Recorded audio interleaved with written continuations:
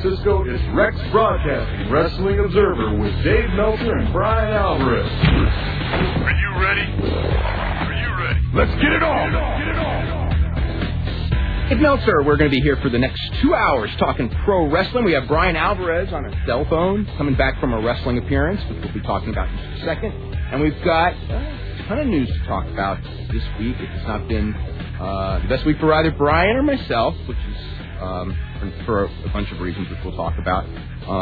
One of which was the death of Milton Fernandez on Wednesday, and that really just put a damper on everything. I mean, 22-year-old kid. A lot of you probably do not know who he is. Those of you who visit our website do. He did the Raw reviews, the Sunday Night Heat reviews, and the Velocity reviews. Really funny guy, really talented writer, really sharp guy, and man, I mean, just a tragic loss. WWE was in Australia just the other day, 56,000 people. The show was a huge success, major mainstream media there, like you wouldn't believe. In fact, it was the biggest attendance ever at that stadium, Colonial Stadium in Melbourne. And a lot of controversy as well because Hulk Hogan wasn't there. Triple H was there. Triple H wrestled his first match. The main event was a three-way, Rock, Triple H, and Brock Lesnar. And, of course, the only level finish, since it was a title match, was that Rock had to win and that Triple H had to lose. And, in fact, that is what happened. NWA TNA had a pretty darn incredible main event with low-key Jerry Lynn and AJ Styles. Pretty much no surprise. When Jerry Lynn is in those matches, he's really the glue that makes them. And, NWA TNA, the mood there has really taken a turn for the better because I think that they are under the impression, and I think they may be right, that they are doing okay. The buy rates seem to be holding steady. Nobody really has a number, but the feeling is the number is above profitability, which may make them the only company making a profit running wrestling in the United States as far as on a big level, because WWE's business, of course, is down on the house show level. A lot of talk about WWE, which we can I want to get to, but what are your thoughts? The ratings continuing to decline, even though SmackDown has been an awesome show, and I think that there is a message there, unfortunately, that you do put a lot of wrestling on a show, and does not help the ratings. Because we've had long matches, and we've had great long matches, and each week the numbers go down. But Raw numbers were down as well for more of a storyline-laden show. Anyway, we will be back with more. We've got a full bank of phone calls. We're going to talk to you more right after this.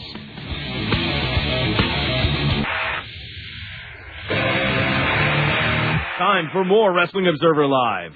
Email the show now or anytime at WOL@WrestlingObserver.com. That's WOL@WrestlingObserver.com. Now back to Dave Meltzer and Brian Alvarez. Okay, welcome back to Wrestling Observer Live. I'm Dave Meltzer, editor of the Wrestling Observer newsletter, with Brian Alvarez of Figure 4 Weekly, and I'm not even sure. Is Brian up? I should be. Brian, can you hear me? Can you hear me? No. Unfortunately, we have some switchboard problems here, and I cannot hear anyone. Hopefully we're going to get this thing fixed. Gosh, what a depressing way to do this show. It's going to work? Can you hear me, Dave? Hey, what's going on? Can you hear me? I hear you fine now, Brian. Okay. Yeah, we had some switchboard problems. Everything should be cool. We got a full bank of phone calls. If you want to call in, you can call us at 1-866-OBSERVER. Let me get back to this. Brian, you there? I'm here. All right. Well, now I can hear you too loud and clear. All right, everything's settled in after that little scare. Brian, how's your shoulder? It hurts really bad. It's always when you get an injury, it's something so stupid. And this was a seated drop kick, the stupidest move in the entire world, and I landed, and all of a sudden my shoulder hurt really bad, and it's separated, and I don't think it's a bad one, but it's bad enough that it's killing me right now. So. And you're on the road back from show. Did you wrestle today or no? Yeah, I wrestled today, and I'm actually on a payphone right now. So. Oh my God. The good news is I'm here. So. Well, it's. I just want to let everyone know right now this looks to be this is our final show with Rex Broadcasting. We are possibly going to be able to bring this back with Sports Byline. We're going to have some negotiations next week. But I wanted to come in. This is actually a pretty tough time for me because my mother's very ill. But I wanted to come in to say goodbye to everybody and have one last show with Brian. And I wanted to thank you, Brian, for all of your help over the last 3 years. I want to thank all of the callers that have made this show. I mean, every week that I've been here, we've had the lines lit up from start to finish, and it has been such a pleasure, especially the last couple of weeks when things have been kind of tough for me personally. And anyway, I just wanted to get that out. Brian, anything you want to say about Milton Fernandez? And I mean, I don't want to, sound cynical here or anything like that, but I know we've heard like, people in wrestling dying all the time, and I mean, this one made me more sad than probably almost anybody that has died, in the wrestling business in God knows how long. And I don't know if it's just because, he was so young or so many of the deaths had to do with, guys almost killing themselves or whatever. But this one was bad. Yeah, and especially the circumstances. I talked to his father the next day, and can you imagine? Yeah, exactly. I mean, and for those of you who don't know what the situation was, his father was accidentally backing up a semi and didn't know Milton was right behind him, and I think that he was basically crushed. Yeah. By the it was just a total freak accident, Yeah, and so young, and it's just tragic. Yeah, and I mean, I've dealt with Milton, probably since I couldn't tell you how far back. It's been years and years and years. I had no idea he was only 22 years old. I knew he was young because of things that, had gone back and forth and all that. I thought he was like Brian's age. But, even if he had been, it was just like, man, what a bright guy. And I mean, I used to love on Monday nights when I would get his Raw reviews in the email, and I would go through there because he'd picked up so many of the little points and everything like that. And he just understood the business so well. And yeah, and I was reading that thing that you wrote about how, he'd been sending you stuff for years. Yeah. Years and years. Yeah, well, letters and stuff, to the Observer and everything like that. And he was always like one of the smart, really smarter letter writers. And I mean, like as far as the website thing and everything, how that came about. I mean, he just started doing, I guess it was the Sunday Night Heat, and I would have Brian. Brian was so busy on Monday nights, doing the newsletter that I just asked him, hey, could you start doing Raw? And he just did this incredible bang-up job on Raw, every week. Yeah. And anyway, we want to talk about that. Also, we talked about NWTNA. On Thursday, Antonio Inoki, I mean, this was the disaster of all disasters, the show at the Tokyo Dome. A poor attendance, maybe 10,000 people at the show for real, as the real number, and maybe half of that paid. A horrible card. A lot of talk about matches being works and not works. Now, I have not seen the tape. I have had people tell me that, the match with Johnny Lauer, China, was obviously a work, and that's not ahead of time it was said it was an exhibition match, okay? So it's a pro wrestling match. Everyone knew that ahead of time. As far as some of the other matches, all the matches involving pro wrestlers are always, in mixed martial arts, the one thing that I've noticed is that the mixed martial arts people, if a pro wrestler's in the match, they're immediately thinking work, even when it's not, like Brian Takayama, just as an example, which, when I watched that back, there's just like no way. So I have not seen the tape. I can tell you that it's alleged Ogawa and Ghaffari have been a work, and I've also had people tell me that it was not a work. It was so short, it's hard for me to believe it would be, but with Ogawa in there, it's hard for me to believe it wouldn't. Fujita and Yasuda, I could believe it was a work. I could believe it was a shoot. Either way, it was a total disaster with Fujita winning, and, that's the big stuff there. I don't know if you heard or not, Brian. Actually, my favorite part of that story is that, after all the times that Inoki said Mike Tyson is going to come in for this or that, it had never happened. And you would think by now that the press would maybe sort of figure it out, but nope. Inoki gave the flight number, and they were all there at the airport waiting for him, and lo and behold, he did not show up yet again. Yeah, what a disaster that was, is this, desperation attempt. I mean, Inoki, what an embarrassment that whole show had to be. From start to finish, terrible show. Him trying to, say he was going to be a referee to sell tickets, saying Mike Tyson was going to show up and referee to sell tickets. Hickson Gracie was there and challenged Naoya Ogawa, but I don't know that match is ever going to happen. I just don't see, Hickson Gracie's 43 years old. I just don't see him fighting again. I mean, unless somebody's going to give him millions and millions of dollars, and I don't know what it's going to mean now. I mean, after the disaster of this show, I don't see this group being able to come back and, draw. So, anyway. And Ogawa and Gracie would be a big, big match. It would have been a gigantic match a year ago. I'm just thinking that, things have happened in the last year, and I think that the Japanese fans have just gotten a lot smarter. Because Ogawa and McIntyre would have been a big draw 5 years ago. And the fact that it wasn't, Ghaffari showed up, and in fact, it's a different world. People, I think that they know what real fighters are, and you just don't bring in some washed-up guy, that's not even competitive anymore because he, won a medal in the Olympics. I think Gracie and Ghaffari are two different people, though, as far as... Well, there's a mystique, but I don't think that Hickson Gracie walking in against Ogawa is going to be the draw that it was a year ago. I just see things being a little bit different. Anyway, I'm going to start heading to some phone calls. We are going to start with Dan in Chicago. Dan, how are you today? Good. How are you guys doing? I'm sorry to see you go, Dave. I've been following you since Yada. I don't know if you remember my calls from Yada. I sure do. All right. I hope you guys come back soon. I hope so, too. All right. I got an interesting question for you. Mm-hmm. It involves the deaf community, okay? I was wondering if a guy who is deaf, could he try out for pro wrestling? There have been deaf pro wrestlers in the past, although none. Salento Rodriguez in the 70s was probably the most famous. But none probably in 25 years. It'd be very, very... Brian, what do you think as far as that goes? I think actually 30 years ago it would have been easier because you could do a different style of wrestling where you could do stuff on the mat, and if you wanted to give, if you want to give somebody the opposite, you could squeeze them or whatever. But nowadays, wrestling is so different that without being able to communicate in there, I think it'd be a hell of a lot harder. Maybe if you went over everything beforehand, but you can't do that every time.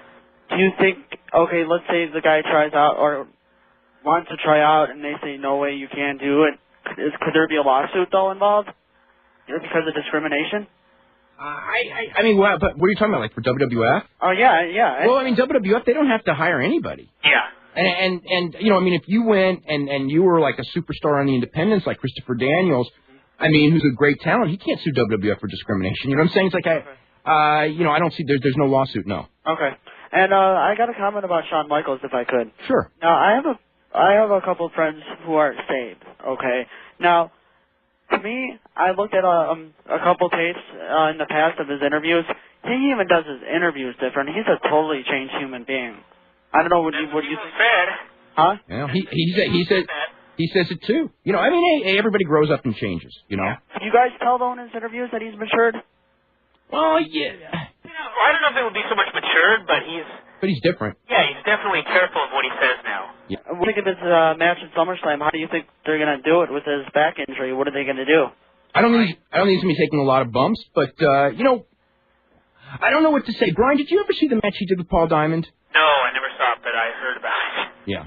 I just heard he didn't take a lot of bumps, but I heard, it was a good match. That was a long time ago, too, and I think that today, look at how much Steve Austin used to brawl in the crowd. They could brawl in the crowd forever. They could brawl at ringside. They could do a couple spots in the ring and do the finish, and I think it'll be all right. Okay. All right, guys. Thanks a lot. Wish you guys well. Okay. Thanks very much, Dan. Bye-bye. Okay. Real quick. I'll make that. Monday night, they did that Shawn Michaels Triple H angle, and I was like really upset because they have swerved that. It was like a stupid swerve. Anyway, What were your thoughts on that, Brian? My whole problem with it was it seemed like it should have been bigger than it ended up being, and I think a lot of the problem was Shawn being there on the screen instead of out there in front of people. Because how can you get in Hunter talking to the big screen for 15 minutes? It was almost guaranteed to really get no reaction. Okay, we've got to head to a break right now. We're going to take more phone calls. You're listening to Wrestling Observer Live on the Sports Byline USA Radio Network.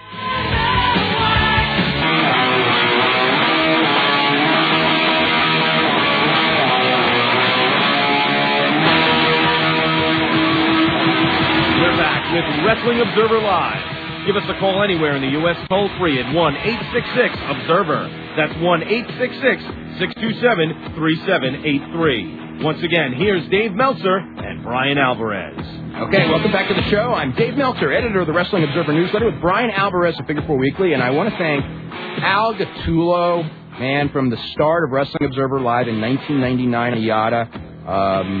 What a great person to work with. Just want to mention that among the many things that we'll be talking about. Also, in the second hour, Frank Shamrock is going to be our guest. I wanted to get him on one last time. Frank Shamrock, suffered a broken leg a couple of days ago. Actually, it was a little over a week ago, but he didn't know about it until Friday. And he was training for a fight with not Antonio Nogueira, but with, what's the guy's name? Ricardo Almeida on the 31st in Uncasville, Connecticut at the Mohegan Sun Casino. So we'll talk to him about his career, his future. That's a tough injury, let me tell you. But anyway, Brian, how are you? I'm here. Yeah, okay. We're going to go to Jonathan in Savannah, Georgia. Jonathan, how are you today? How are you doing tonight? Hey, we're doing all right. I had a couple questions for you. First off, I had a comment. I thought you might enjoy this, Dave. I was wondering if you're looking forward to the what match is it? The Malice versus Don Harris in the Last Man Standing match this Wednesday. Not especially, but you know. The truth is, it's the law. Yeah. Yeah. I mean, their match, like I caught the show last week, and it was pretty bad. It was. Well, the main event was good. No, yeah, I enjoyed the main event a lot. Just that match and a lot of the other matches, except for the Elvis's. The Elvis's match was those guys were. It was a fun match. I didn't think it was a great match, but I thought it was a fun match. And it was Miyake through most of the match, and Jorge Estrada was doing whatever he does outside. Yeah, they're going to do a four-way with all three Elvises and Low Key for the X title on Wednesday night, and what's the other one? Oh, and Jeff Jarrett and Ron Killings against AJ and Jerry Lynn, who've split up like 42 times in the eight-week history of TNA. Okay, my other question I want to ask you was, I know this is a couple weeks old, but I remember reading the newsletter about Triple H changing the finish to that Rock Angle match on SmackDown, I think. It was like 2 or 3 weeks ago. I'm not sure. Was that Triple H changed? I mean, the finish was changed. Okay. I don't think that was Triple H. I think that was... Triple H. Okay. I think that was... was it Pat Patterson? I believe actually it was Pat Patterson. Like they wanted Rock to tap out? And they wanted Rock to tap out because Rock was going to pin Kurt Angle on the pay-per-view the week later anyway and win the title, and I think they ended up not doing that finish. Yeah, they did the DQ instead. I'm confused. I'm sorry about that. I guess my last question then would be, now that I'm a big... I mean, Triple H may have argued with him as well, but, I just remember that Patterson was actually more instrumental in that one. Okay, and I guess I'm not a big fan of his, but I was just wondering, where is X-Pac at these days?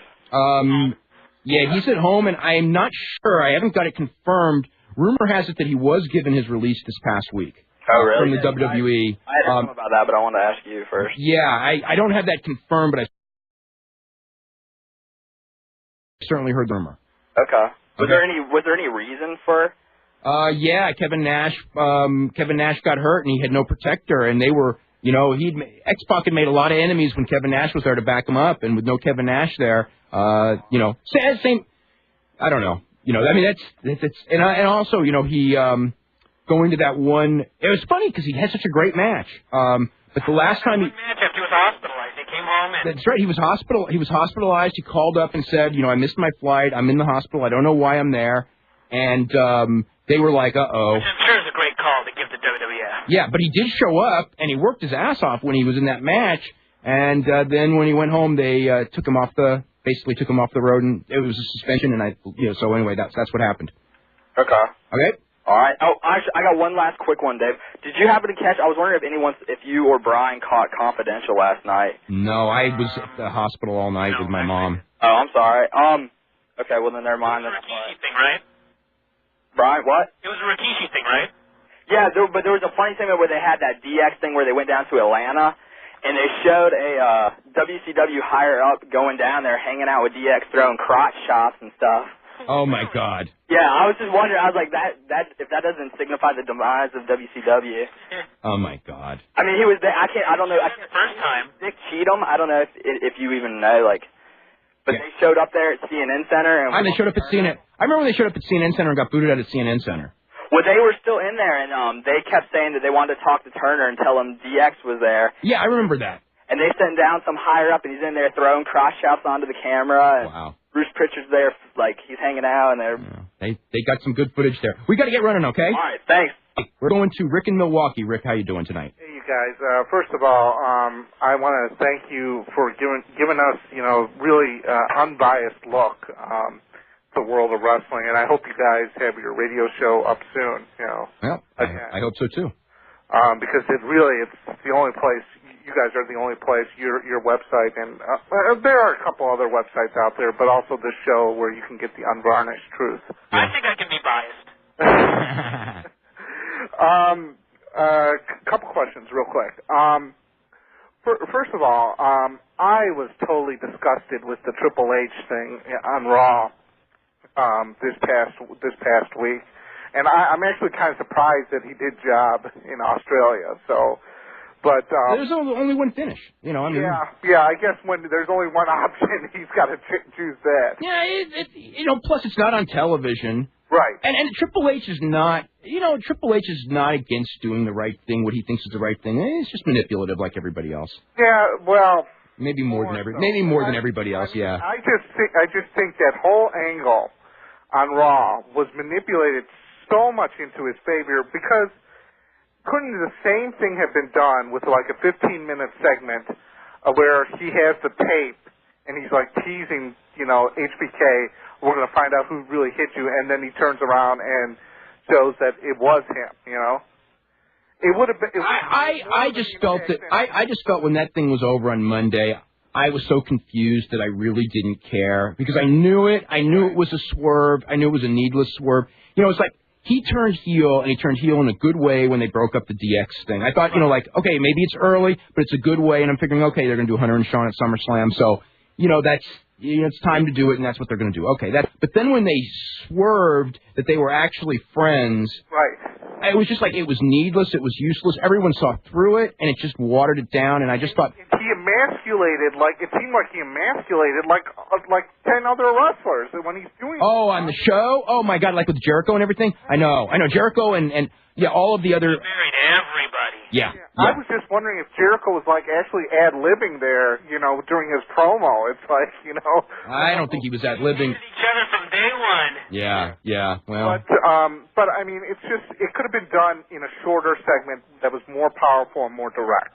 I totally agreed, and I think everyone agreed, and the rating for that segment was a huge disappointment, and for the show, and all the ratings are. So what can I say? Well, you know what the thing is, it's probably, the thing is, wrestling right now. I've been you just read this. It's just with the teenage audience, which I guess is like it's cold with the teenage audience. It's cold with the adult audience. It's cold with everybody. I mean, if you have that teenage audience, at least you're up a little bit more than you would be, Yeah.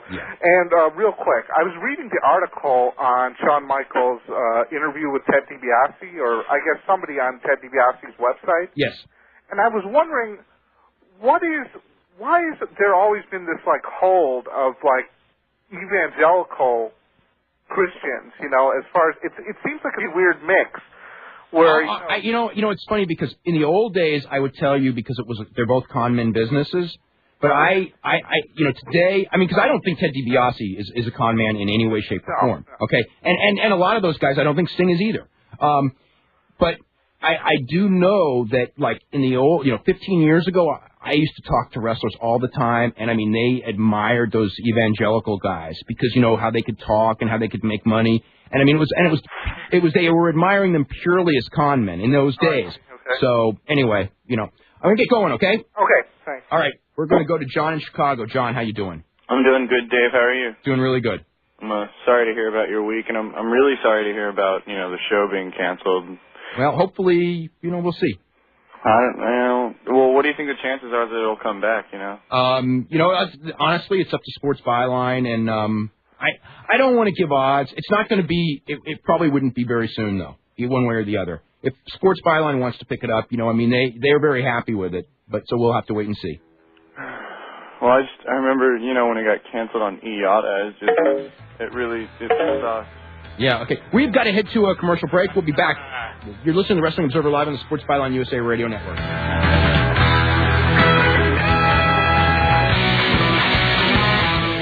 This is Big John McCarthy of the UFC, and you're listening to the Wrestling Observer with Dave Meltzer and Brian Alvarez. Okay, welcome back to the show. I'm Dave Meltzer, editor of the Wrestling Observer Newsletter with Brian Alvarez of Figure 4 Weekly. I want to remind you also, if you're interested in subscribing to the Wrestling Observer or Figure 4 Weekly, you can go to the website, www.wrestlingobserver.com, and we also have regular news updates. I want to apologize to everyone as far as the news updates, not being able to do them that much this last week. This is, and it's going to be like that probably for maybe another week or so.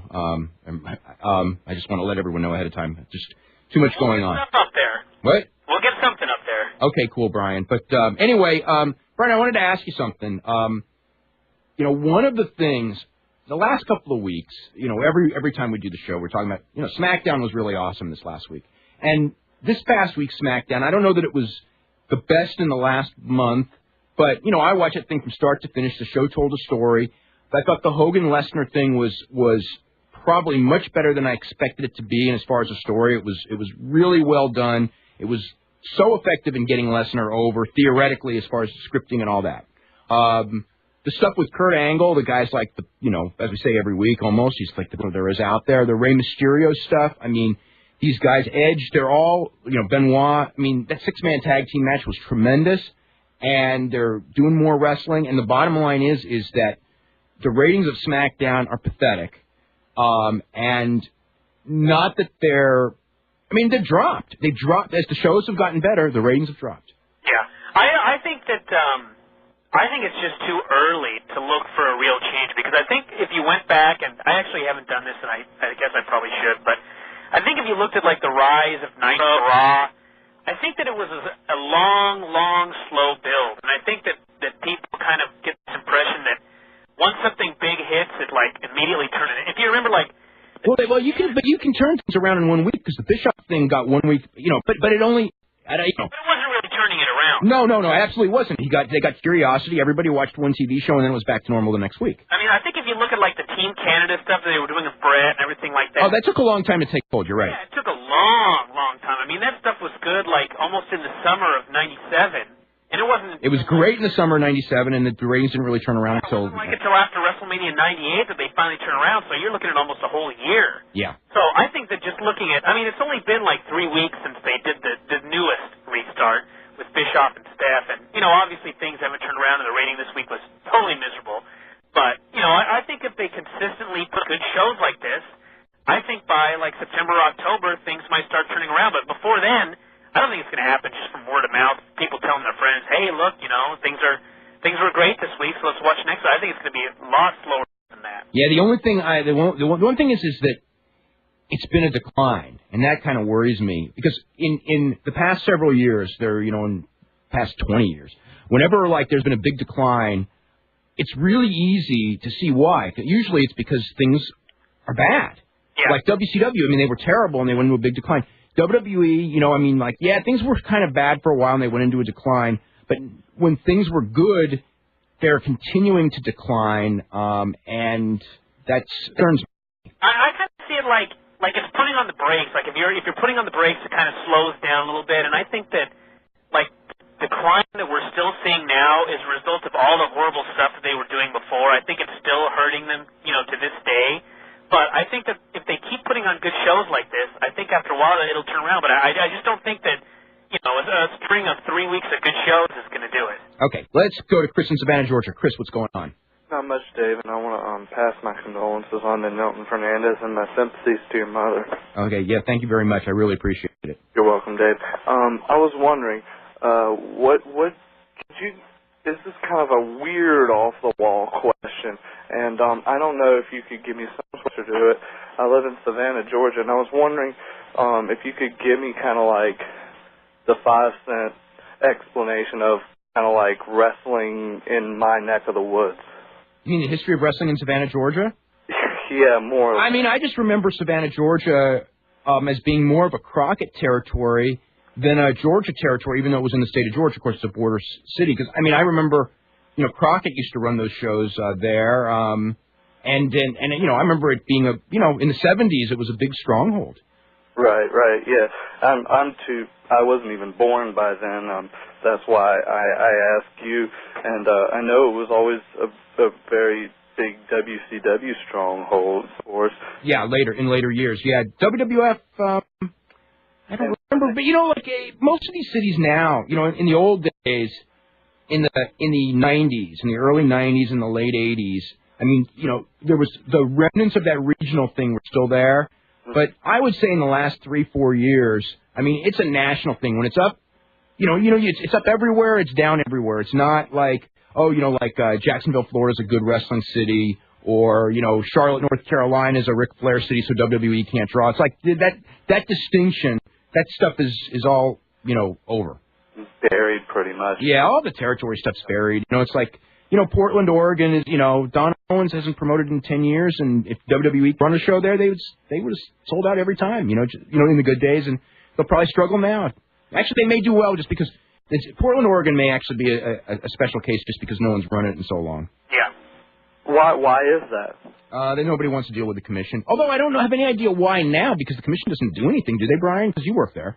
I mean, they still do. It was actually a hassle this year when I had to get everything into them. I mean, they required everything, the drug screen, all of it. Well, the drug screen, there you go. Okay, there's your answer, the drug screen. Yeah, okay. But the strange thing was, for Washington, I seem to recall having to do a drug screen for getting my license up here, too. Well, WWE's running Seattle Monday and Tuesday. I know, they got 2 shows this weekend. Yeah. Speaking of that, on Seattle Monday and Tuesday, the Raw show is sold out, is it not? They're posting sold out on there, and I found somebody emailed me and said that they could still get tickets to the Raw show. That too. So I don't know. I mean, they do not announce sellouts in advance when there really are tickets available in most cases because it's stupid. I mean, they will announce a sellout at times when it's not really a sellout, but not beforehand. So I'm thinking maybe that they just let some seats go that are like the late production kills or whatever that they can open up as much as like I'm sure it was sold out at one point.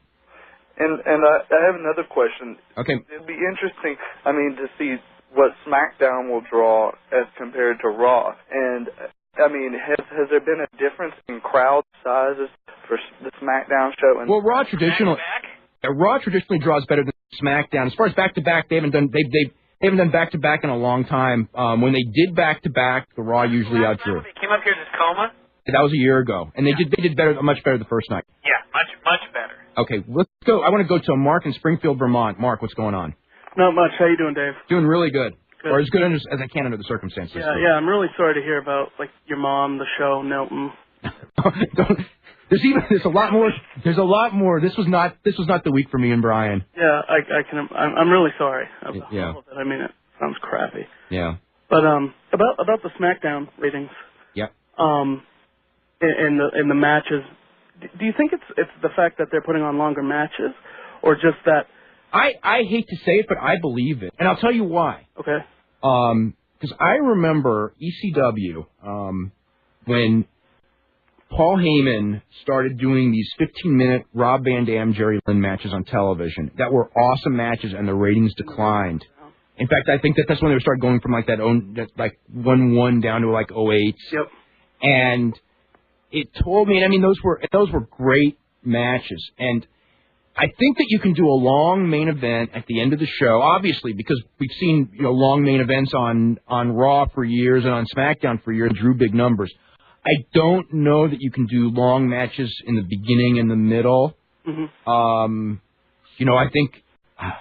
Well, not with stars who haven't really been pushed as important up until like 2 weeks ago. But you're right about that. But you still theoretically you still had Angle in both those matches. Right. And I mean, how important has he been pushed up until just?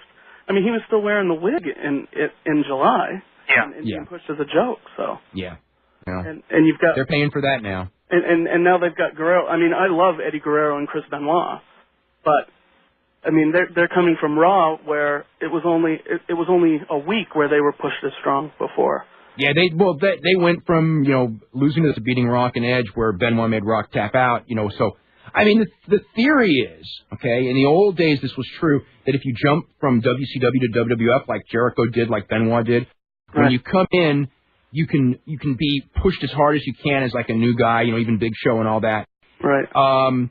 Now, when you go from Raw to SmackDown, I think they're trying to go with the idea that they can reinvigorate you by one big win, and I don't know that that's the case. In fact, it's not the case. Yeah, I think it would work if it was a more legitimate separation, or at least made to look like a more legitimate separation. But the way it is right now, I mean, it doesn't really look like anybody's jumping. I think that's a big problem. I mean, if it really looked like Raw and SmackDown were truly separate brands, someone magically showed up on the other show, I think he could do whatever he wanted with them.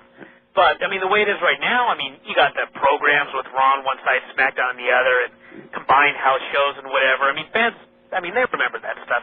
Plus, you know what else? Stephanie and Eric are so... I mean, not that Eric's not entertaining. Eric's an entertaining guy. Okay, Stephanie, Stephanie, what can I say? But they are totally unbelievable in a role of that, like, you seriously believe that they're running the company or that they don't like each other or they're feud. To me, it's a freaking cartoon. Also got Vince as, like, the Lord overseeing everything. And it's like, how do you have a split if one guy is owning both companies and, he's creating. He actually went on TV and created the split. Yeah. Okay. Anything else, Mark? Yeah, one last thing. You mentioned in the Observer this week that something to do with Stacy. Stacy Keibler. Oh yeah. They wanted if Eric doesn't work out, they're going to do Stacy and Stephanie as the lead feud. And to me, believe me, that is when the ratings will tank. I'll tell you that right now. And I pray to God that they do not go through with that angle because, like I wrote in the Observer this week, guys who are in their 20s do not want to watch these wrestling heroes like The Rock or whomever that they relate to be controlled by 21 and 25-year-old women that they think of as nothing more than eye candy. Nobody wants to watch guys controlled by women except for women. And unfortunately, the head writer is a woman, and that's sexist, but everyone looks at life differently. Yep. And it's a natural that she looks at life like that, and but it's wrestling suffering for that. Right. It's interesting that Paul Heyman is the head writer on SmackDown, and Stephanie's the one in control of that show. Well, I mean, you all the writers there that take all that criticism, and some of it they deserve. You have to work within the system, right? And there's realities of the system, and Vince and Stephanie and all that. That's part of the system, and that's why 100% blaming the writers for this isn't really fair because they got their hands tied in some ways too. I just think it's ironic, judging how women were treated in ECW. That isn't it though? He's got isn't though, and wasn't it ironic when Stephanie McMahon owned ECW? What a big mistake that was as well. We got to head to a break right now. We're going to come back with more. You're listening to the Wrestling Observer live on the Sports Byline USA Radio Network.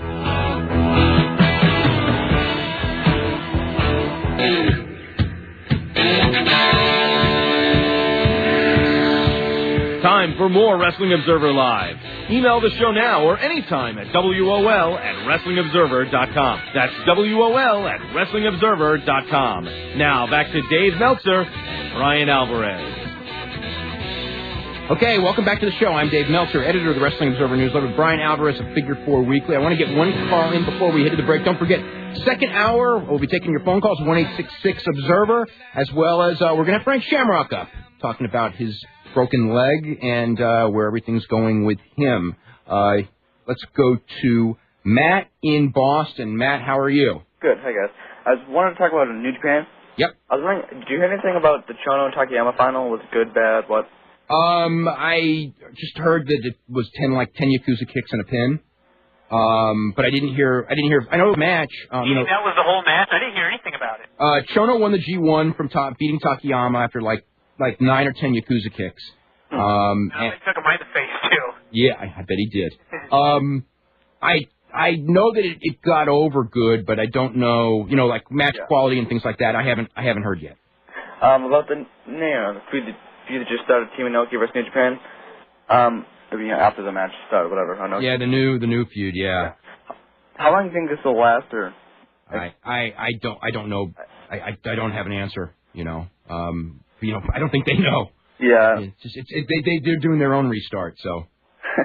About Minoru Fujita, he's been coming to New Japan. Right. And Takayama too about contracts. You think they'll sign, or just gonna try to get them, over or something? It doesn't seem Takayama's a freelancer. Takayama will probably be a freelancer. I'm thinking. Yeah. Working big shows for everybody, especially now that he's got the big name. Yeah. Fujita. Obviously they have some sort of an idea that what they're doing with him, but I'm not exactly, trying to get him over as like a gutsy guy who, will get beat up by everybody but keeps coming back for more. Okay, Matt? Anything else, Matt? No, that's right. All right. we are going to head to our hourly break. You can join us at 1-866-OBSERVER in our second hour. We'll also have Frank Shamrock up in our second hour, so we'll see ya. You're listening to the Wrestling Observer Live on the Sports Byline USA Radio Network.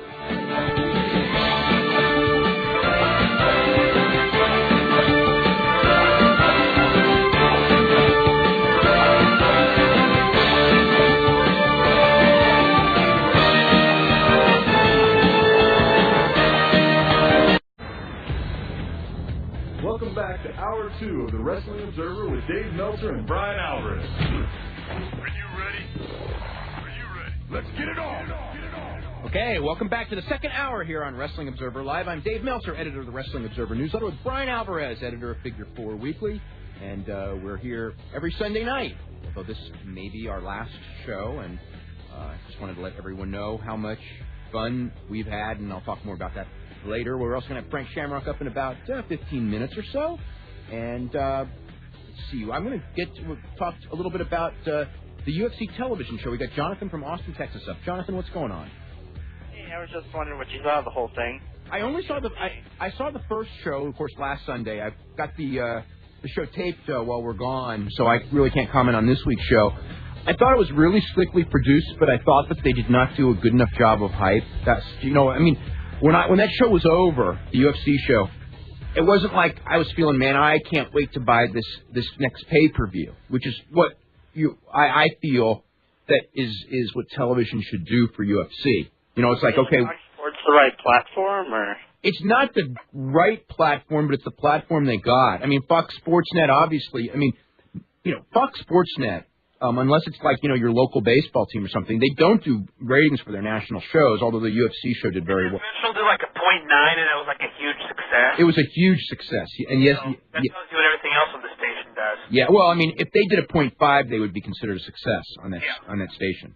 So it's like, it's not like it's USA Network or anything, but that's like we said, you got to take what you got. They're the ones that are showing interest.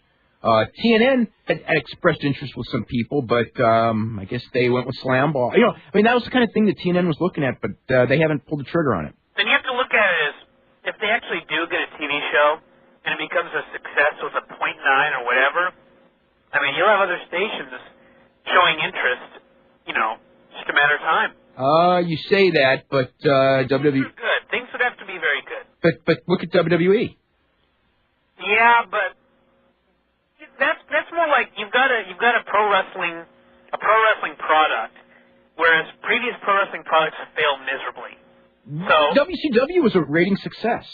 Yeah, but it has that. I mean, I think if you actually went up and asked television executives about WCW, they would know only if it's a failure. Oh yeah, because it lost so much money. Yeah. Yeah. And I think something like UFC that's new. I mean, you got like it would almost be considered a new sport, even though it's been around. Well, it's a new, kind of a rebirth. It's a new sport for television. Yeah, and I mean, if it got over, I could see other groups being interested far more than they'd be interested in another pro wrestling group. Yeah, but sometimes you don't want to. Well, then again, it's television. Television is a copy business. We got to head to a break right now, Jonathan. You're listening to the Wrestling Observer Live on the Sports Byline USA Radio Network.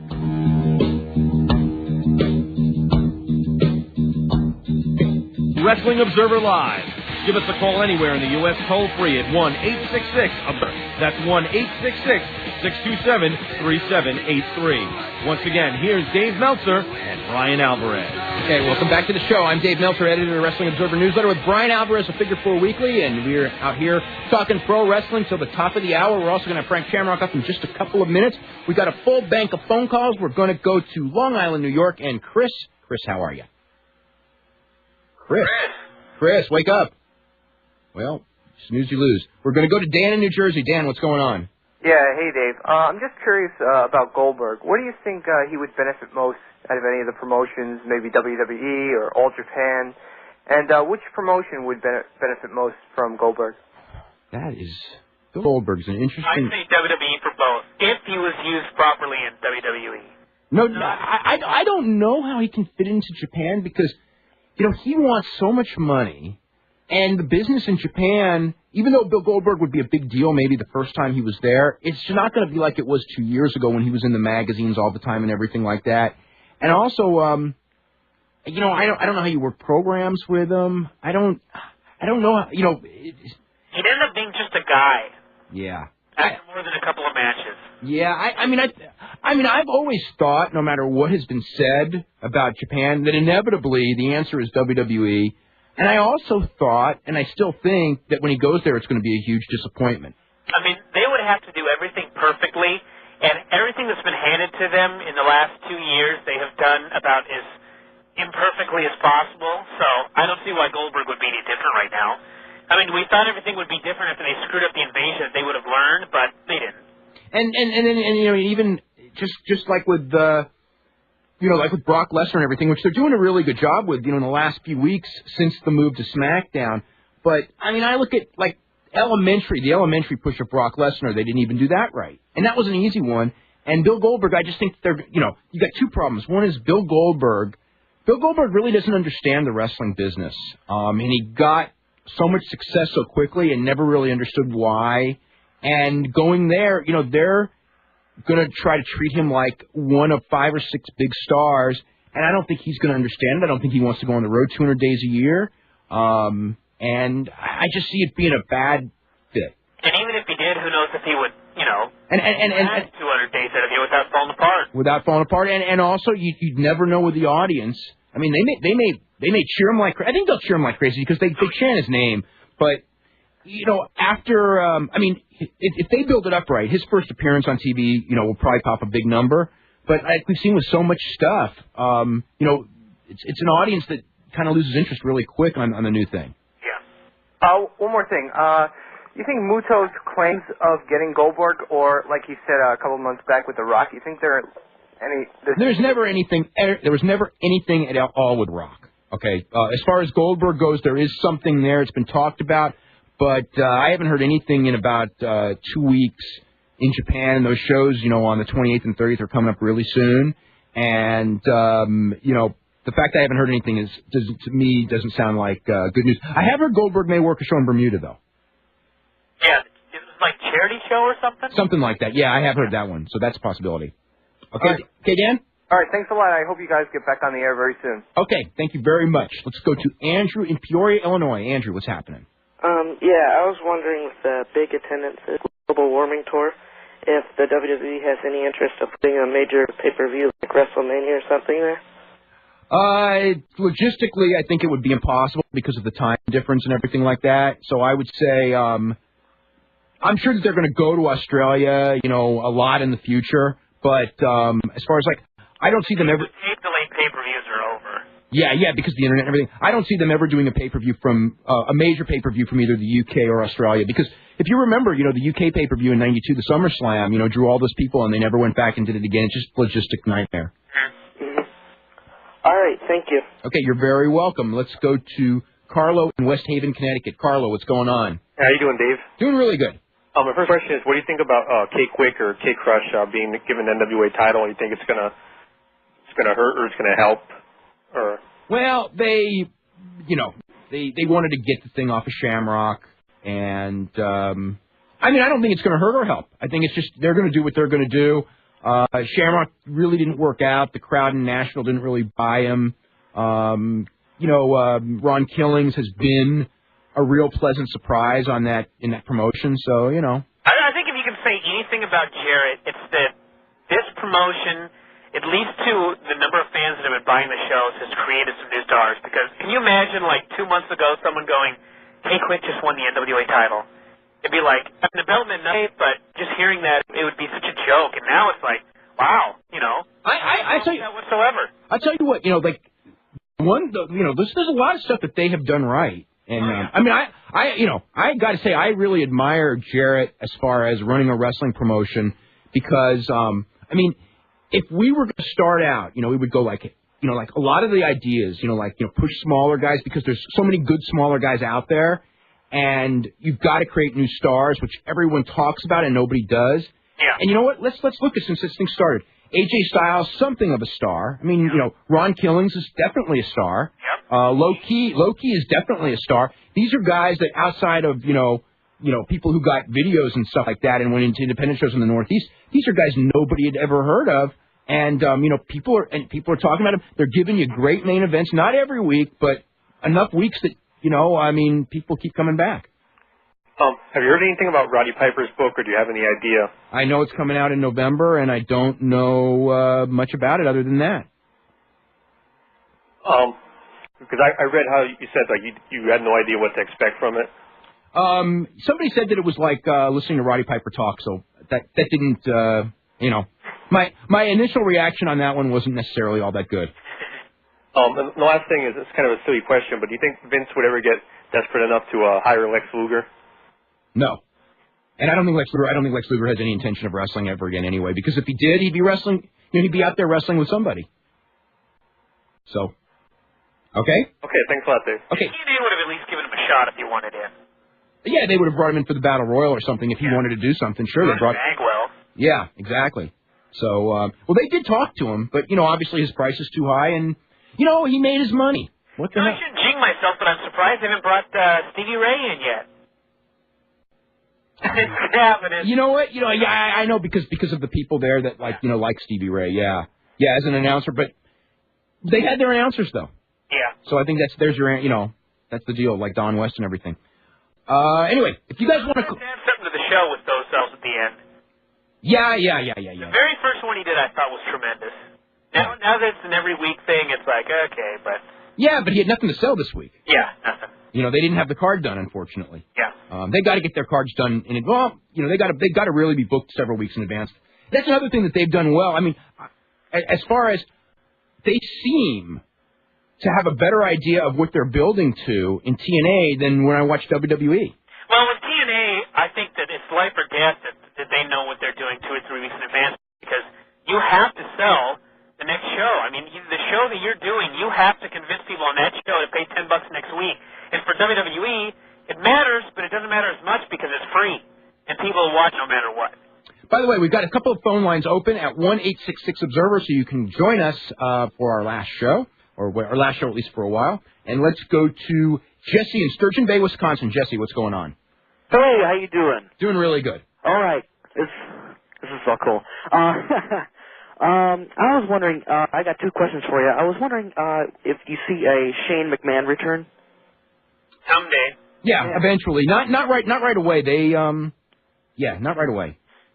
Okay. My second question is, what are your thoughts on Teth's immunity is really running down, if you guys remember. Yeah, nobody talks about it anymore. I mean, it was kind of a cool idea for an angle, and I think they could have done more stuff with it, but just something they forgot about. I actually hated that angle, but maybe that meant that it was successful. Yeah. Yeah. Thank you very much. Okay, you're very welcome, Jesse. Okay, we are going to go to Alan in Deerfield Beach, Florida. Alan, what's going on? Hey, Dave, how's it going? It's going pretty good. I'm sorry to hear about the situation with your friend and your mom.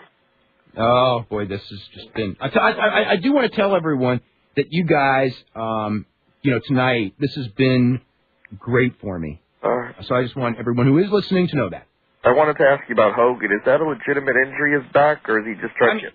I mean, his back's been hurting for a long, long time, yeah. An old guy that's taking... I mean, he's an old man taking F5s from the sister and working with him, and... Right. And he had to have been hurting going in, and he's probably hurting even worse now. And I wanted to also ask you about... I heard you mention about Piper and Hogan and their problems in the past. What does that stem from, money or what? Piper and Hogan? Yeah, was there some heat or something? Well, there's always that natural jealousy with Piper, but I don't know. I know that, like, Piper wanted to start a union, and, as far as, like when they were on Larry King and everything, and, Hogan didn't back him up and said, like, he doesn't know if a union's necessary for wrestlers. And I think, as far as that's something recent, as far as back in the 80s, there's always that professional rivalry, and at the same time, with everyone, they made more money with, Piper made more money with Hogan than anyone else, and Hogan, Piper helped make Hogan. So, I think there's both the respect, and there's the jealousy, because maybe Piper thought, maybe if I had gotten that spot, I'd, you know what I mean? I was the one who made him. At one time he didn't like him very much, or what? Is that true? Yeah, I think that there was something there, but it's like everyone with Hogan, Hogan is a good talker, and if they can make money with him, they're going to love him. And I wanted to ask you, Bruno Sammartino's relationship with Zbyszko, where does that stand, or was... They don't talk at all. They were, and it has nothing to do with any wrestling angles or anything like that. I really don't know what it was. Money? But anyway, we got to take a break, okay? All right, thanks very much. You're listening to the Wrestling Observer live on the Sports Byline USA Radio Network.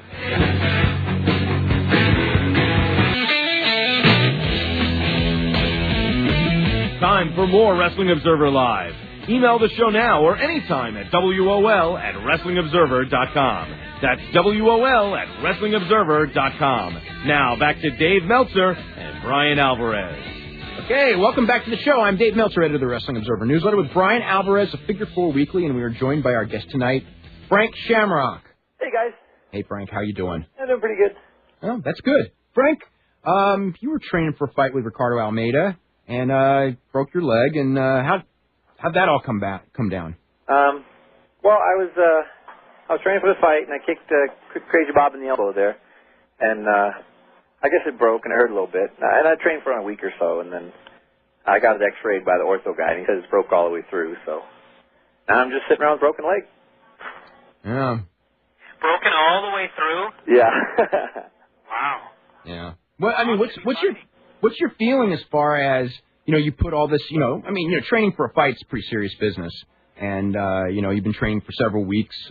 First you thought you were going to fight in Japan, which we can talk about as well, and all of a sudden, boom, this thing happens. It's got to be a major downer. Yeah, it's a total downer. I was all bummed out for a day or so, but I mean, what do? You break something, or you just got to move on now. But what's the as far as what's they say as far as like healing, how long, all that? Well, I got this walking cast thing on. They say 30 days. I can take it off and then start doing something. So I figure about 30 days or so, I'll get back to work. Mm-hmm. Do you expect to fight it? I heard you talk about fighting again maybe January? Yeah, January or February they're looking at right now. I'll just fight him again at the Mohegan Sun. So they're gonna. I made a guy. Yeah. Are they still gonna run the show? Oh yeah. Yeah. Yeah, he's gonna fight somebody. I don't know if they've got an opponent for him yet, but he's gonna fight somebody this show, and we're still gonna go out and do the show and everything, and we'll just do the next one. What's your thoughts as far as UFC and television? Did you see the first show or the second show? I did. I saw one tonight too. Okay. What do you think of tonight's show? I really liked it. It had the NASCAR kind of feel. Because I don't watch sports. Mm-hmm. But when I watched it, I kind of got the feeling like maybe NASCAR could be going on at the same time or something. It had that feeling to it, but I really enjoyed it. Do you think they did a good enough job of hyping the pay-per-view? Because to me, when I watched the first show, as far as like the pacing of the show and all that, I liked it, and I was going like, this is a good show. And then when it was over, I was going like, but boy, Vitor Belfort and Chuck Liddell are fighting on pay-per-view on the 16th, and I had nothing on that show that was telling me I needed to buy that match. Yeah, they didn't hype it enough at all. Yeah. What did they show tonight as far as the fights? The pay-per-view for the Vitor one. They just didn't address it at all, really. Yeah. I mean, what did they show? They focused a lot on Tito, right? Yeah, they focused a lot on Tito, and they threw some Ken promos in there. They built that fight up a little bit. And the show was pretty good. The show was good overall. They showed the Militech and Newton one where he squeezed his head, which I was a big fan of. Yeah, that was a good fight. It was a great fight, and it had a great finish. Yeah. So, it had a pro wrestling finish. It was crazy. Yeah. But, so they showed that one. That one went over really well, and the whole show was really good. I mean, it was exciting and fast paced. They ADR'd the stuff in and made it a nice little TV show. Mm-hmm. The first show that they opened to me. I mean, they opened with a perfect fight. The Robbie Lawler. What was it? Robbie Lawler and Aaron Riley. Totally. Yeah, what an awesome fight. Yeah, because those guys just beat the crap out of each other. Yeah. That was awesome. In your sport with mixed martial arts and everything like that, there's so many events going on, all over the country. As far as like I know you've talked about promoting shows and things like that as well. I mean, what do you see as far as like where it's going, where it's not going right now? Well, I think it's going in the right direction, and it's definitely growing like crazy. And, almost like wrestling is more of a grassroots level, growth for the last, say, 6-7 years was really strong. But, there's a show every weekend, everywhere. I think it's going to become the next, boxing or wrestling. Or, it just needs to get, the right stars, of course, as always. It is a star thing, I think. Yeah. But now, and one of the things about, unlike pro wrestling, where if a guy is really, really marketable, You can protect him, you can make him a star, especially if you can talk. A lot of these guys, being a great fighter, like just an example, Antonio Nogueira, awesome fighter. But that doesn't mean he can talk. That doesn't mean he can sell tickets. I mean, even in Japan, Nogueira just fought this week, and I mean, realistically, it meant nothing, and he may be the best heavyweight in the world. Yeah, that's the problem. Is it's for real. Yeah. So Or guys that can talk can't fight. What's that? Guys that can talk that can't fight. Well, just some of them can, and some of them can on some nights, and some of them can on other nights. Yeah. What is it about this business, though? I find it and maybe it's the fact that I think it's really hard to push personalities. I mean, as far as we've seen all these guys come and go. I mean, you came when we look at your career, certainly your those years you came at the worst time. If you had come 3 years earlier and beaten people the way that you did, or come 3 years later and beaten people the way you did, I mean, it would have been you would have had a real good shot at being the guy. And you were the guy. You were the guy at absolutely the worst period possible. Yeah, it was like the indie guy. I did all the good stuff, and we just had those lowest numbers then. Well, I mean, you just had no penetration. Yeah, it was just timing, bad timing. Yeah. But at the same time, I don't know. I mean, it's just the problem. I think one of the problems is the longevity in this sport. It's just not long enough. Yeah. It's too hard. Yeah. If you're fighting every 3 or 4 months, you're breaking something every 3 or 4 months. It's just too hard. Yeah. And you can't go for 20 years, 15 years, 10 years, whatever. How do you see someone like Ken or Don Fry or these guys that are in their late 30s? I mean, with you, I mean, again, maybe it's not so much the age as much as the years, because when I was thinking back about you, you're really one of the pioneers of the sport, because the first real the first real promotion that had what I would call high level mixed martial arts probably was the Pancras in Japan, and you came in about a year after they started. Yeah. Yeah, Ken and I both fought in there forever. But and comparatively, I've had maybe 40 fights. Maybe, I don't know. Yeah, maybe 38, 39 or something like that. Yeah. Which is that's not that many fights. Well, it's more than most. Yeah, well, that's true. I mean, how does a guy like Jeremy Horn do it, by the way? I don't know. They fight. If you have to fight at a different level, you have to fight at a different pace, because you can't take that damage. Yeah. So you just become that journeyman that, if things get bad, then you'll have to give up, because you can't get hurt because you have to fight next weekend. Yeah. So I think it's a different approach. Mm. Who are some of the fighters that you really like to watch? I like that Aaron Riley kid. Mm-hmm. And I like... good chin. Yeah, good. But, maybe too good. Mm-hmm. But it's so exciting. Like Robbie Lawler and Tito. I like B.J. Penn. He's just got to get on. Mm-hmm. Do you think B.J. Penn's going to take Matt Serra? Oh, yeah. Yeah. I think he's going to crush him. Mm-hmm. And it just depends on where his heart, his head's at. If he's confident, he'll crush him. If he doesn't, then he'll grapple around a little bit, and then he'll figure it out, and then he'll drop him. I mean, the one thing I now looking back on it, I don't see how, even though I saw the fight and all that, I don't see how B.J. Penn didn't beat Jens Pulver. Yeah. No, it's just his head. He didn't put his head to it. Yeah. He had his head was somewhere else. He wasn't into it. Yep. Great fight. Yeah, it was a great fight. Just I don't know. We'll go through a few phone calls here from wrestling fans. Let's start with Ray in New Haven. Ray, what's going on? Hey guys, how you doing tonight? Doing really good. Dave, I have a couple quick questions. I don't want to take too much of your time, but I have 2 questions. One, why was the WrestleMania 2 match of Bret Hart and Ricky Steamboat scrapped instead for Hercules and Ricky Steamboat? Was there heat on Ricky Steamboat, Bret Hart, because they're going to steal a lot of the wrestlers' heat because of a better match, or were they going to outshine all of them? Is that the reason why that was scrapped? I don't even remember that. I remember, I remember Ricky Steamboat and Hercules had just about the best match on that WrestleMania, which doesn't say much for that WrestleMania. But, I didn't even remember, because, Bret was more of a tag team guy then. I didn't even remember that they were doing a singles program at the time. Or they were going to do... I don't remember. I mean, it's probably true. I just don't remember it. Right, okay, no, Bret Hart said that on a shoot interview that he was supposed to fight Steamboat, and then I guess politics got involved, and that's why he was in the battle royal when Hercules was in L.A. against Steamboat. That's what he said. Okay, here's the scenario for you. If Bruce Lee was alive today, if he never died in the 70s, in the late 70s or early 80s, if he was still in shape, would he be marketable for wrestling at all? Well, he's a 130-pound guy. As far as... It's a totally different thing. I mean, if... As Bruce Lee the star, or just as Bruce Lee the movie star. Bruce Lee the movie star. If you had guys his own size, just because he was Bruce Lee the movie star at the beginning, it'd be incredibly big. Yeah, especially then because there was more of a mystique about fighting, and Frank knows something we could talk about. There was more of a mystique about fighting when nobody knew anything about it, and now that people know about it, it's just sort of more commonplace, and I think it's a tougher business in that sense. Right. No, I agree. I agree with that. All right, thanks, guys. Okay. Back when the karate chop was fatal. Yeah. Yeah, and all those moves that people thought, yeah, exactly, that and all these styles that people thought were unbeatable and all that. Anyway, we're going to be back with Frank Shamrock right after this. You're listening to the Wrestling Observer Live on the Sports Byline USA Radio Network.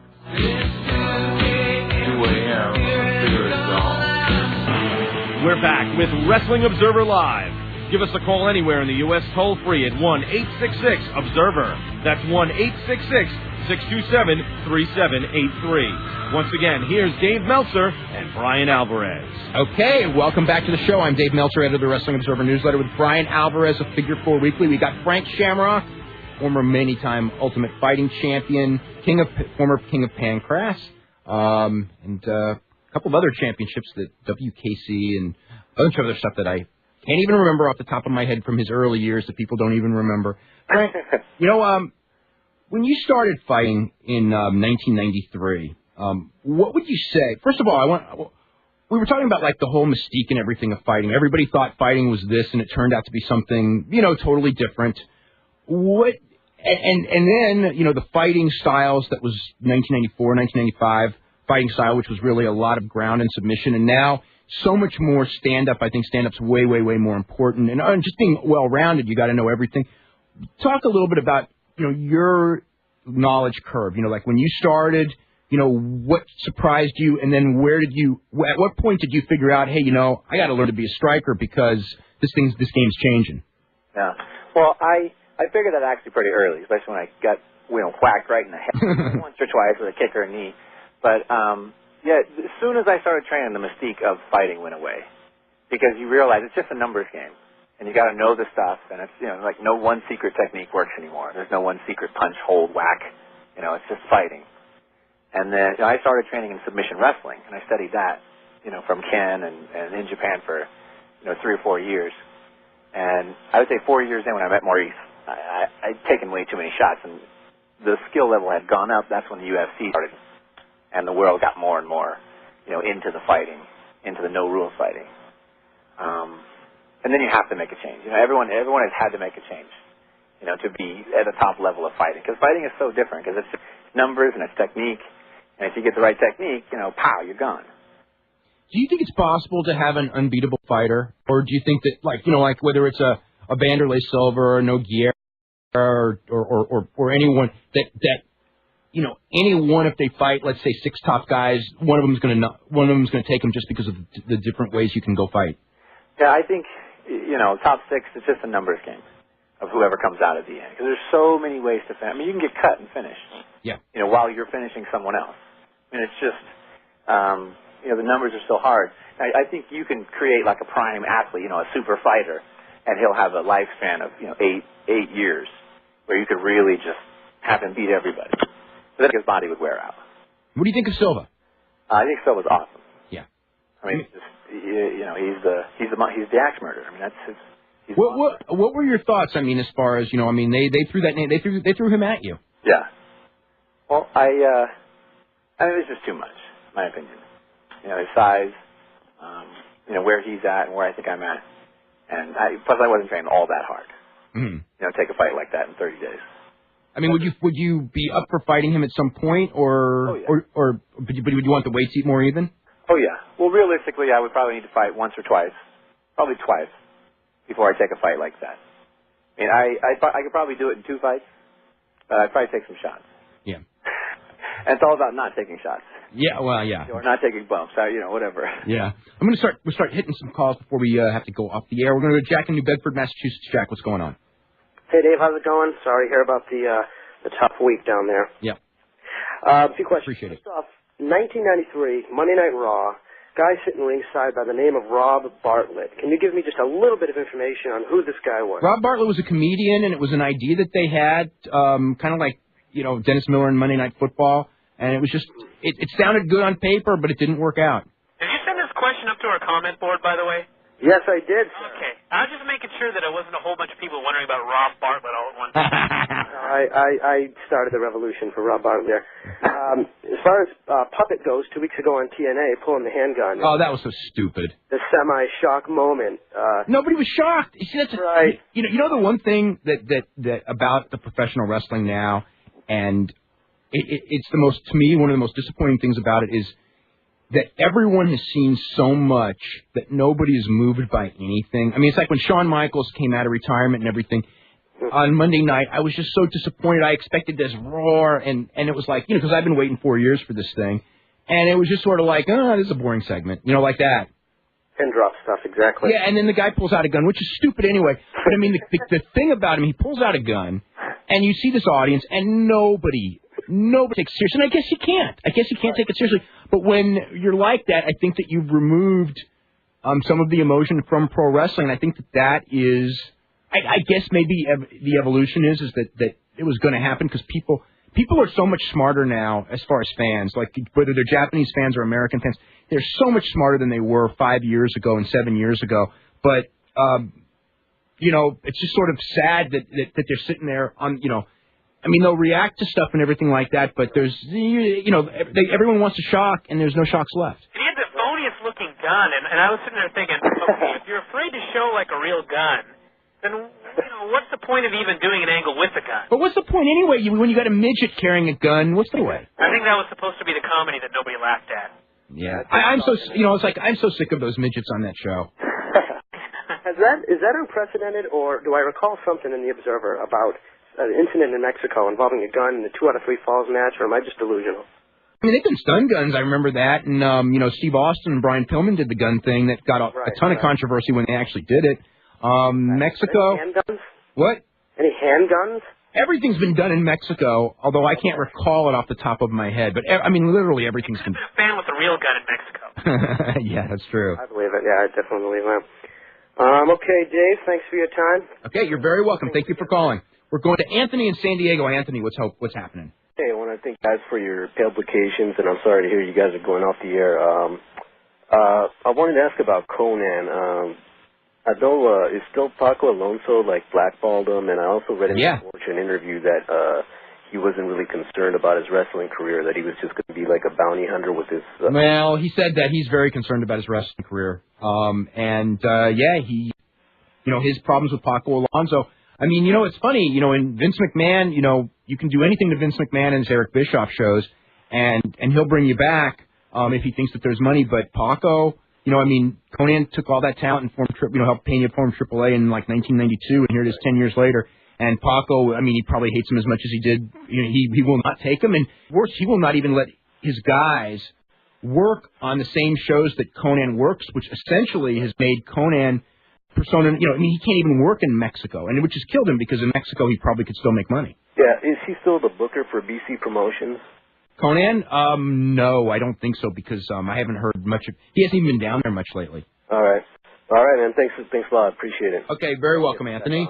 Let's go to Ronnie in Brooklyn. Ronnie, what's happening? Hi, Dave. I just wanted to wish you and Brian the best of luck. Thank you very much. Thanks. Just remember, united we Bukkake, divided we... Jeez, just what I needed today. Let's go to Craig in Rahway, New Jersey. Craig, what's going on?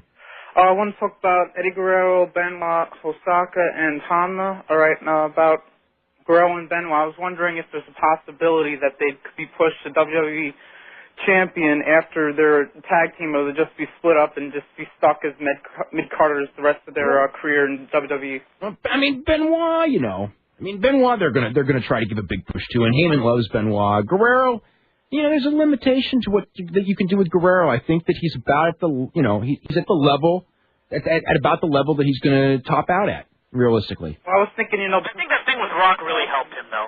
That's what I'm saying. He said because of that, that's the level I think that he's at. We're going to be working with Edge and people like that. Getting the top baby faces over because he's such a good working heel. But as far as him being the guy who main events at SummerSlam, I don't think that could happen. Benoit, maybe. Although, Benoit, he had his main event run too, so I don't know. Yeah.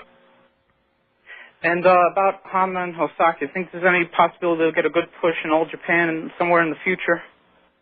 Not really. I mean, as far as, All Japan's traditional. You got to have a name. It takes forever to get there. I mean, Kojima's going to be the guy. Taioke is going to be the guy. Those two guys will be around, but, not top of the card, no. It's just no. Thanks for your time. Okay, very welcome. We're going to go to Charles in L.A. Charles, what's going on? Hey, how you doing, Dave? How are you, Brian? Hey. Well, first of all, just thank you guys for so many good shows. I haven't called in a lot, but I have been listening, and I've enjoyed the show tremendously. And I also want to say sorry for the horrible week you guys are having, and condolences for the loss of your workmate. And just a couple of quick questions. On last week's show, one of your callers mentioned something about another article on racism in wrestling. Mm-hmm. You did another one recently? No, Todd Martin did an excellent article in the Observer on it, and I wrote some comments on it, and we've gotten a lot of letters on it. It was a very interesting article. I don't believe that. Okay. I don't believe that WWE, I don't believe that there's any racism when it comes to decision making, but I do believe that they believe that their audience is generally a white audience that has certain stereotypes, and they play to those stereotypes, whether it's African Americans or Japanese or foreigners, and they do play. Obviously they do play to those stereotypes. Mm-hmm. Okay. Which issue of the Observer is it? I'm not sure. I'm guessing about 3 weeks ago. About 3 weeks ago. Okay, roughly 3 weeks ago. If I email you and give you my information, can you give me a copy of that? Sure. Okay. In fact, I renewed for Observer and for Figure. Well, then you'll get it then.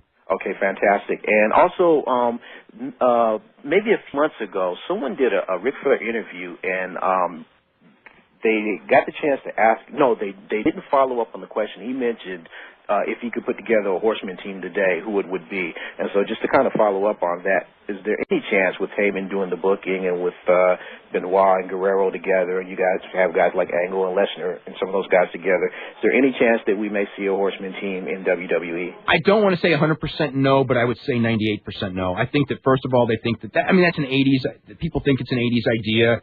You just can't go back to, I just don't see it. Plus, it's not a Vince McMahon idea. He tried the NWO and it didn't work, so I certainly don't think that they're going to try the Four Horsemen. Wow. And yeah, that's how well, that was their, His original creation. That was their original creation. Plus, they don't know what to do with Ric Flair, and I don't think that they're going to do something with Ric Flair as like a focal point, just because, again, they go hot and cold on Flair, but more cold than hot now. Mm-hmm. It seems better to not have him in the ring, just to be more of a J.J. Dillon type role for him. Well, I would love to see him out there in the suit and tie doing the interview, pretty much every week and building something up. But they don't see it that way, and that's the deal. I don't see him being in the ring much more, though. Charles, we've got to head to a commercial break. Okay, thank you, Brian. Get well soon.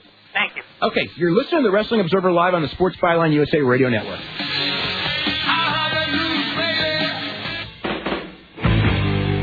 Time for more Wrestling Observer Live. Email the show now or anytime at WOL@WrestlingObserver.com. That's WOL@WrestlingObserver.com. Now back to Dave Meltzer and Brian Alvarez. Okay, welcome back to the show. I'm Dave Meltzer, editor of the Wrestling Observer newsletter, with Brian Alvarez of Figure 4 Weekly and Frank Shamrock. And Frank, what's up next for you as far as besides fighting? I mean, anything else coming up on your agenda? I know you just got a Hall of Fame thing. Tell us a little bit about that. Yeah, they inducted me into the United States Martial Arts Hall of Fame as America's premier full contact fighter. So that was pretty cool. That was a nice accolade. And what am I doing? I'm fighting Ricardo Almeida as soon as I get my leg to heal up. What's how do you feel? In the last couple of years, you've been lauded as some say the best fighter. I saw there was an article in, I think it was Grappling Magazine, that said you were the best fighter in UFC history and things like that. And you look back on what you've accomplished. You and I were talking about this today. Looking back on what you've accomplished in your relatively young lifetime. And do you put a perspective on it or anything?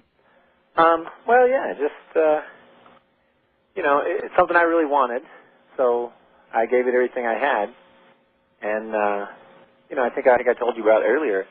my feeling is that whatever it took to make me this champion and do this, deed and conquer this fighting, I think I can just point this at something else and, be a champion there and be successful there. And I think for me it's going to be entertainment and production, producing stuff, because I know a lot about fighting. So do you want to produce fighting, or do you want to produce a television show based on fighting? What any ideas in that direction? Well, I'd like to do two things. I'd like to start a new sport of sorts, and get fighting kind of structured, and I'd like to start a television show about that, and maybe talk about real fighting. Okay. You guys, thank you so much for the last 2 hours. Thank Brian. It's been awesome working with you for the last 3 years. I mean, it has been such a pleasure. Frank, of course, thank you very much for being our final guest. It's, of course, important to me, being, that we have a very good friendship and everything like that. You guys have been great friends to me at a time when, obviously, I have needed some great friends. And Thank you. Okay, hey, you're very welcome. And thanks for all the callers. This 2 hours has really been good for me. And I just want to tell everyone, we'll be seeing you soon, somewhere, somehow, hopefully. And you're listening to the Wrestling Observer Live on the Sports Byline USA Radio Network.